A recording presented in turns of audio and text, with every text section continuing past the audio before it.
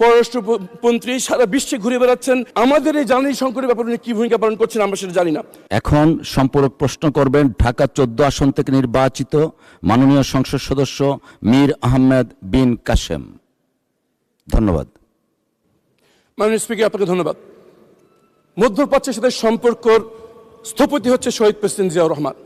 আজকে সেই মধ্যপ্রাচ্য আগুন জ্বলছে, যুদ্ধ বিগ্রহে আমাদের বাংলাদেশের নাগরিক সেখানে মৃত্যুবরণ করেছে। জ্বালানি সংকটে বাংলাদেশে ইতিমধ্যেই 3 জন লোকের মৃত্যু হয়েছে জ্বালানি বিক্রি বিষয়ক বিরোধ নিয়ে। আমার প্রথম প্রশ্ন, জিয়াউর রহমানের সন্তান মাননীয় প্রধানমন্ত্রী এই সংকট নিরসনে কি ভূমিকা পালন করছেন? পররাষ্ট্রমন্ত্রী সারা বিশ্বে ঘুরে বেড়াচ্ছেন জাতিসংঘের প্রেসিডেন্সি পদে, সেখানে আমাদের এই জ্বালানি সংকটের ব্যাপারে উনি কি ভূমিকা পালন করছেন আমরা সেটা জানি না।